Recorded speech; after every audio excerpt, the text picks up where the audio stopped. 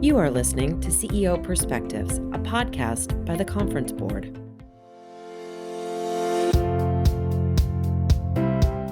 Welcome to this episode of CEO Perspectives, a signature series by the Conference Board. CEO Perspectives are conversations that take an objective, nonpartisan look at a range of timely topics that matter most to business leaders. To help make sense of these topics and how they'll unfold, we'll sit down with thought leaders and do what we do best at the Conference Board, provide trusted insights for what's ahead. I'm Steve Odland, the CEO of the Conference Board and the host of this series, and in today's conversation, we're going to discuss the state of the economy. First, we'll do the global economy, then we'll transition to U.S., and then we'll go into Europe and China. Joining me today is Dana Peterson, the Chief Economist of the Conference Board. Dana, welcome. Hi, Steve. It's always great to be here. So, Dana, let's start with the global economy. You and your team have just finished the reforecast of the forecasted results, GDP, and all the results for the global economy for the coming year or two. What are you projecting? Sure, Steve.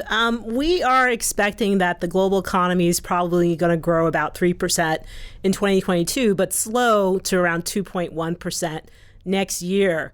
And a lot of that slowing is a function of slower growth across a number of economies, especially the bigger regions. And indeed, we are expecting recessions in the U.S. and Europe, and for China to experience below trend growth. Yeah, but I'm not hearing a global recession per se in that. Correct. The reason why we don't have a global recession is because we don't have China going into recession.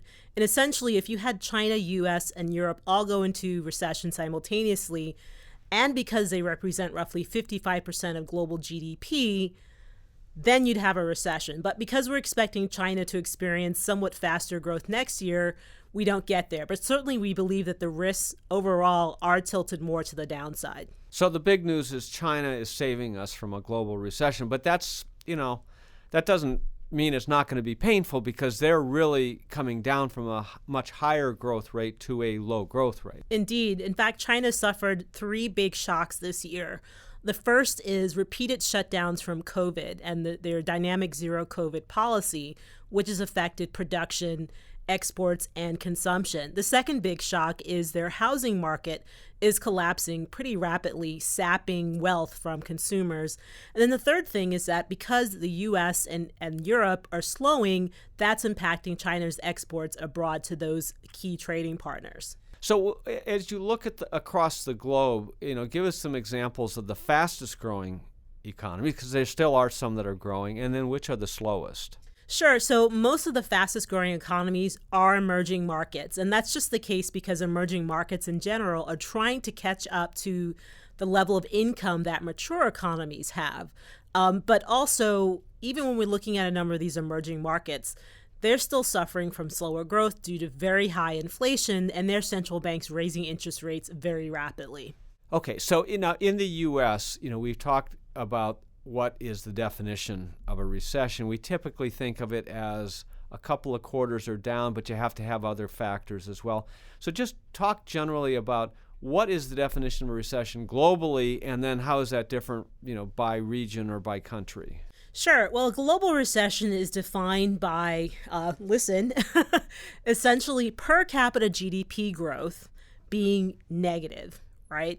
And so that's, in other words, you take all of global GDP, all the spending that's occurring by consumers, businesses, and governments, and divide that by the global population, and then grow that from year to year. And if that slips below zero, then you have a global recession, right?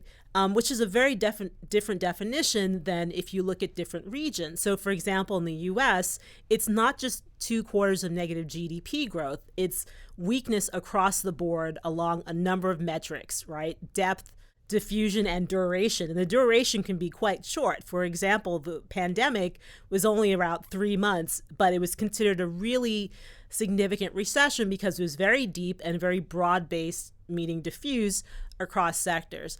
In other economies, they don't necessarily have an official organization saying, yes, it's a recession. So most of the time, people do look at 2 negative quarters of GDP growth and say that's a recession. But again, it really depends upon which economy you're looking at. And NBER is the group in the United States that is the official arbiter, and you're on the board of NBER. I am. Any secrets you can tell us? Absolutely none. Okay. All right. So we also posted the 10-year forecast. And so what do you see coming down the road over the next decade? Sure, we see slower growth over the next decade compared to the previous decade, meaning the period between the Great Recession and the pandemic. So what's going to be driving this slower growth? A lot of it has to do with labor market dynamics, right? You have the baby boomer generation across the world aging and reaching retirement age and effectively leaving the labor market. But we don't have enough young people to come in and replace them. And that's especially true in the US, Europe, Japan, and China. Again, these really big regions that take up huge chunks of global GDP.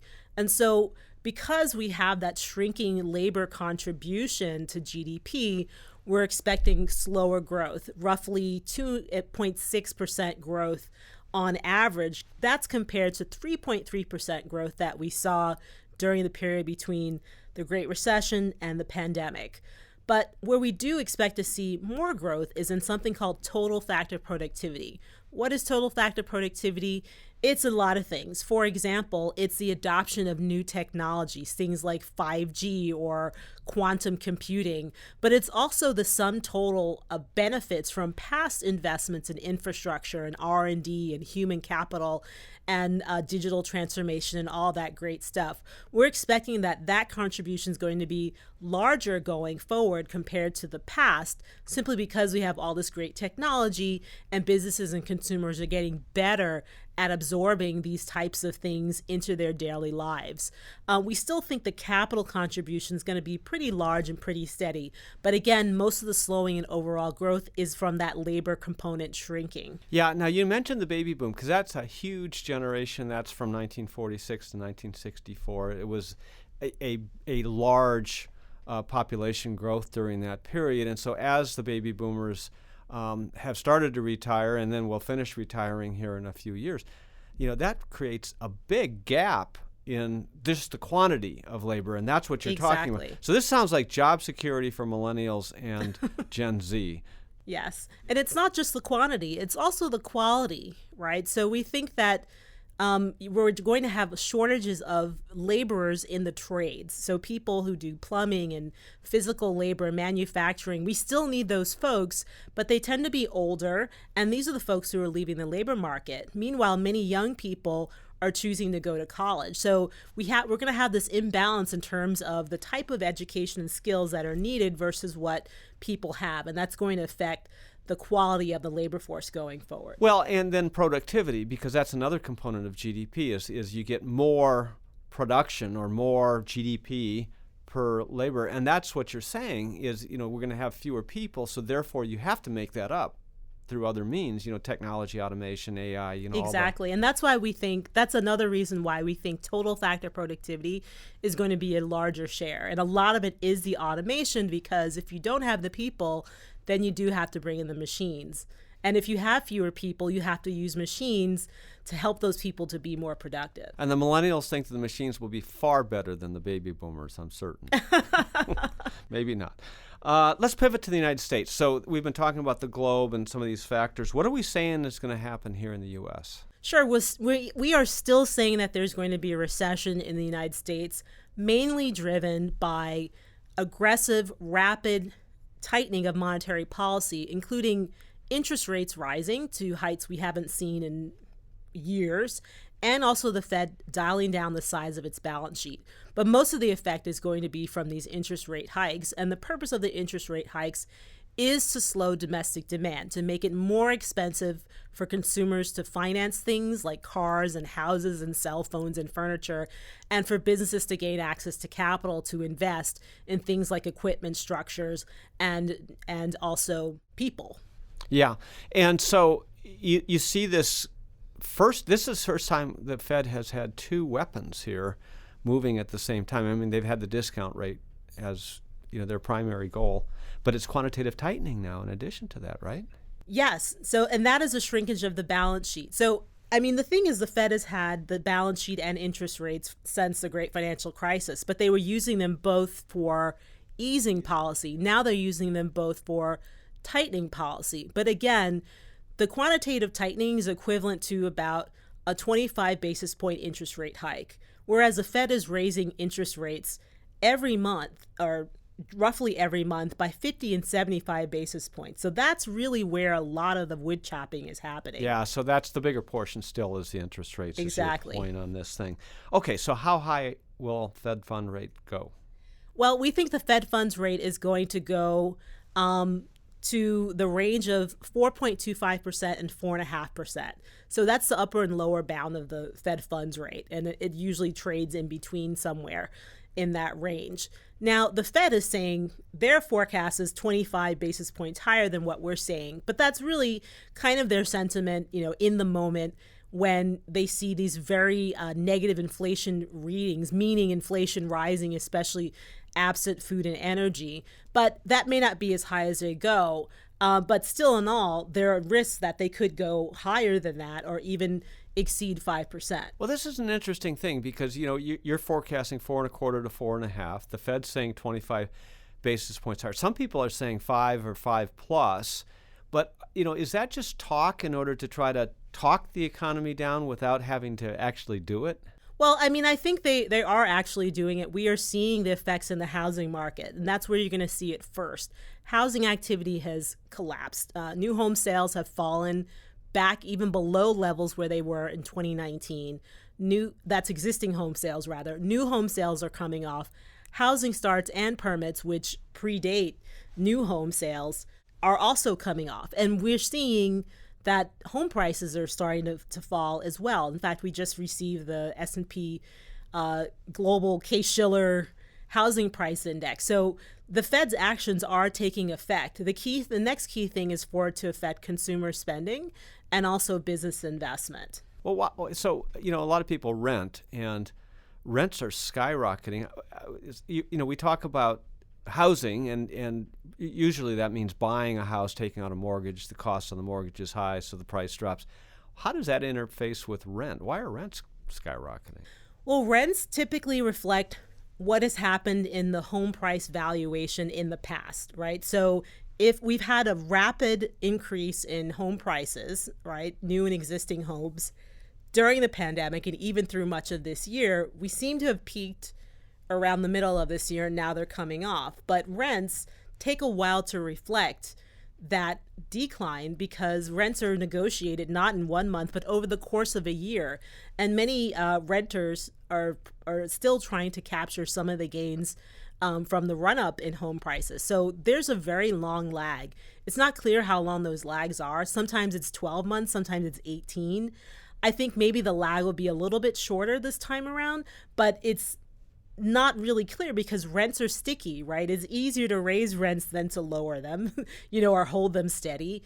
And also, there's that bargaining power, and really renters don't have much of that right now. Well, particularly if the cost of housing is high or the cost of borrowing for a house is high, you have no choice but to rent. And so that's also going to increase the demand for rent, for rental units. And so that means that the person who wants to rent doesn't have that much bargaining power with the landlord. But this is an interesting point because, this 12 to 18 month period, because you'd say, well, housing prices are starting to come down, rents should start to come down. But it's the lease terms that you're talking about. So housing prices are just starting to come down now.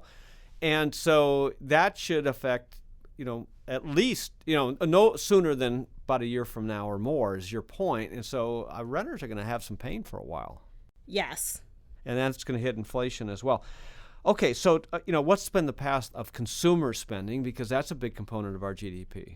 Sure. Consumer spending has definitely come off from the peaks that we saw during the pandemic, and it certainly has slowed over the course of this year. So what's been slowing? Well, spending on goods has slowed materially. there are two factors driving that. The first is the pandemic's more or less over in the eyes of many Americans. And so they've shifted from buying things like cars and furniture and backyard furniture and those kinds of things and bicycles towards services, especially in-person services like hotels, restaurants, vacations, ball games, all those kinds of things. So as consumers are finding a better balance between their consumption of goods and services, we've seen consumption of goods, especially durable goods, come off. Non-durable goods, in nominal terms, have still been somewhat high because that includes food and energy. But when you deflate that, it's negative because inflation's really high and people have been cutting back, certainly on purchasing gasoline. Services spending has picked up a bit, but we're expecting that it's going to slow simply because of the fact that many consumers are afraid that a recession's coming down the pipeline. In fact, we just released our consumer confidence survey, and for another consecutive month, the expectation gauge is still signaling recession. It's been signaling recession again for several months, meaning from that point on, 6 months forward, consumers are expecting a recession. And we think that this recession is actually starting to formulate as we speak. Yeah, and so you are projecting a recession in the U.S. to start here in the fourth quarter and to continue on into next year. What's the bracket around that? How long could it go? Sure. So it could, first of all, it could start later, right? I think this is it's kind of fungible. For economists, like when it actually starts, but certainly if you're a business on the ground or a consumer, you care. So we put it in the fourth quarter of this year and extending into the first quarter of next year, and then the second quarter kind of flat. But it could be deeper, could be longer, it could extend over the length of all of next year. We really don't start to get out of it until late 2023, early 2024.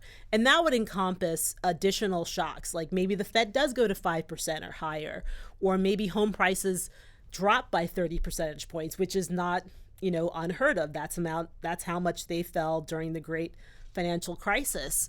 Or even a lot of the promise of infrastructure spending doesn't become realized, or even some of the folks we partner with in terms of trade experience very weird low growth. And then finally, there's still that risk out there of financial crisis, not necessarily emanating in the U.S., but from abroad, and having effects on financial markets and thereby balance sheets of households and their wealth affecting how much they consume. Well, another thing that ticks it in the favor of recession is what CEOs are saying, and they're very negative at this point in time, and that matters because they hire people and they invest in capital, which are big components of the GDP. Yes, I'm glad you brought that up, Steve. 98% of CEOs that we've surveyed at the start of the fourth quarter believe a recession is going to happen over the next 12 to 18 months. And really, they've been sounding this alarm since May. So it's been 3 consecutive quarters that businesses, CEOs are saying there's going to be a recession. The interesting thing, though, is that they're still looking to hire. Even though they're facing down a recession, they still think they're going to need to hire, and that they're going to still experience some measure of labor shortages. And amid that, they still think they have to raise wages anywhere from 3 to 5 percentage points. And so that's really shocking and new. And we're calling this a job full recession, where essentially you do have the negative growth in terms of consumption and business investment, but companies hold on to their labor. Yeah. We're going to take a short break and we'll be right back. We've covered the global economy, the United States economy, and we'll come back and talk about Europe and China. Be right back. As you and your company monitor the latest wave of shocks that have battered the U.S. economy, the award-winning forecast team at the Conference Board now predicts a recession by the end of 2022. This recession will further compound the crises that have recently upended original expectations, from a deadly pandemic to a war in Ukraine and the highest inflation in decades. Yet, unprecedented crises also present unforeseen opportunities if you have a trusted, proven navigator by your side. With that in mind, and as the Conference Board has always done, we are providing you with daily, timely, and relevant content that will guide the business community through the economic storm. These trusted insights are being gathered on our website and are available to help your company master the challenges ahead. Visit us at conference-board.org/topics/recession. Then, on November 29th, join us for a live virtual briefing from our economists and other financial experts. It's complimentary to you and your colleagues. Register now on our website to hear the latest on weathering this economic turbulence. Welcome back to CEO Perspectives. I'm your host, Steve Odland, the CEO of the Conference Board, and I'm joined today by the Chief Economist of the Conference Board, Dana Peterson. Okay, so we've talked about the globe, which is you're saying is not going to experience a recession in totality. We talked about the U.S., which is projected to go into recession, and all the factors point at that. Let's pivot to Europe. What's going to happen there? Well, we do expect a recession in Europe. And the main reason is because of the war in Ukraine. So what exactly is going on? Yes, Russia and Ukraine are probably in recession right now and may continue to be in recession next year. But it's really the response of Russia to sanctions due to the fact that it invaded Ukraine. And those sanctions have affected their economy and their financial system. And so what Russia has done is basically turned off the spigots of natural gas from their country to Western Europe. And that's causing severe shortages, energy shortages, higher inflation, and central banks throughout Europe raising interest rates very aggressively. So if you add all those three pieces together, that signals much slower growth. We're already expecting that several economies, Germany, the UK, maybe even France, will go into recession because of these dynamics. Yeah, and the prices are skyrocketing there for food as well as energy, but not just gas component of the energy, but everything related to electricity production and home heating and so forth. So it's a little bit worse over there. If we want to compare stories, inflation is almost as high in the U.S. as it is in Europe, and both the U.S. and Europe are experiencing this inflation trickle down beyond food and energy, getting into the services and getting into the other goods, because you need energy to transport goods, and you need energy to run stores that provide services. So I think that, interestingly, when you look at the balance of risk for the U.S., I think the risks are tilted more to the downside. But for Europe, I think that they're a little bit more balanced. Here's why. Certainly, you could have a worse outcome from the war, continuation of the restrictions on energy, a really cold winter, but you can also have a relatively warm winter. Many governments are actually coming out of their pockets to help support businesses and consumers as they grapple with higher prices for energy. And also there are more imports of natural gas, liquid natural gas, from the United States and the MENA region that can help maybe offset some of the pain. So I think that things could go either way in Europe, but certainly for now, we are expecting a recession in that region. The biggest economies in Europe are Germany, France, and the UK. You see any differences between those economies and everywhere else in Europe? There are certainly differences. So Germany is thought of as the industrial engine of Europe because they have tons of factories. And so they started suffering from the energy price shortages sooner. And also they were suffering due to the war because of the supply chains being disrupted in key products that are needed for manufacturing. In the UK, they are suffering from the energy shortage as well, but they also have layered on the residual effects of Brexit and also challenges in terms of fiscal policy and monetary policy working together. Not that central banks should be dependent upon the government. Central banks should be independent. But it's key for policymakers to ensure that their policies aren't running counter to what, the central bank is trying to do in terms of tackling inflation. So those are key differences between those two economies. Yeah, and then you have multiple central banks across Europe. Because even though you have the Eurozone, you still have the UK, which is on its own currency. Right. And then you have other countries that in Europe with their own currency. So it's more complex. Yes, I'm glad you brought up the currency issue. The U.S. dollar has been strengthening precipitously since the Fed started raising interest rates. And so even though that should be a sign to the world that the U.S. is in trouble, the U.S. is still seen as a safe haven for many assets. So there's been massive capital flows moving from emerging markets and even other advanced economies into the U.S., and you've seen massive depreciation of currencies across Europe and emerging markets that's also contributing to inflation and the strong response from central banks. So, if we want to do an East-West thing, that's also something that's kind of layered on for Europe. So is there a risk here of a financial meltdown in Europe? I think there are some risks that there could be a financial meltdown.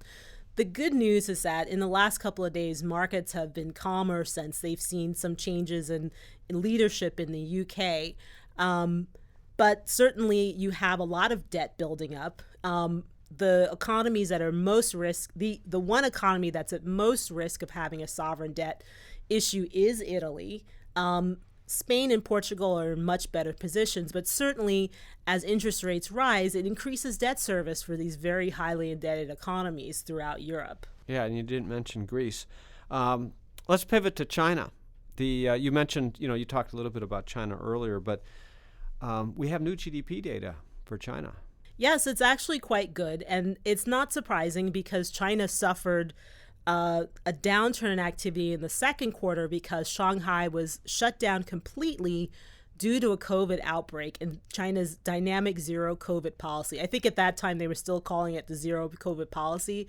It became dynamic, but even still, we saw in the third quarter shutdown of Chengdu. Please forgive me for anyone who's listening and me mispronouncing that.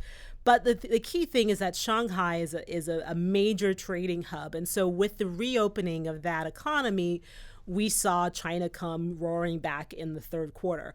However, it's not enough to prevent China from having weak growth this year. We're probably looking at something close to 3% if you use the official measure in terms of GDP. And that's materially slower than the roughly 7.5% growth that China's used to, or rather experienced during the period between the Great Financial Crisis and the pandemic. So still very slow growth for China. Meanwhile, China's still suffering from the three things that I mentioned earlier in terms of challenges around COVID, trade, and housing. Yeah, so it's almost 400 basis points drop in a growth rate. And, so if you took that for the United States, a 400 basis point drop would put us deep into recessionary territory. I mean, it's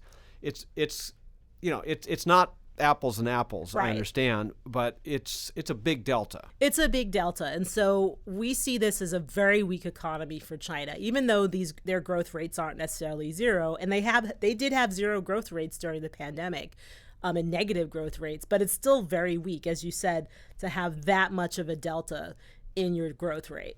Yeah. Okay, 2023 for China. Sure. We are expecting that growth is going to pick up to 5.3% in China. Now, there are interlocking reasons for this. There's an expectation that China is going to be able to develop and roll out its own mRNA vaccine, right? Their own vaccines that they distribute to their own people. And then that will allow the government to lift its dynamic zero COVID policy and will spur consumption of services.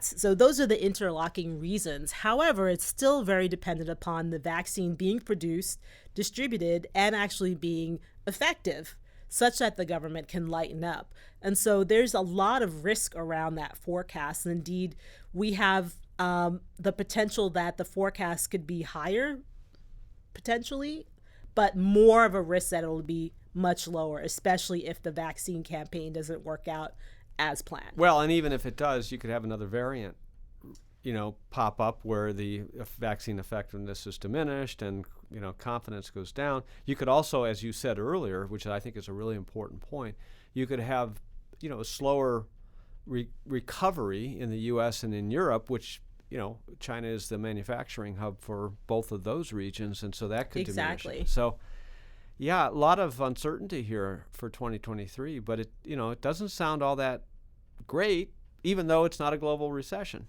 Right. It's still a very negative outlook. And again, we think the risks that we do have a global recession, are certainly there. And when you accumulate all the risks, they're more heavily weighted to the downside than the upside. So that's why we're going to continue to watch the progress of all of these really large economies to see where we're headed for 2023. Any other points in the global forecast that you want to call out for our listeners?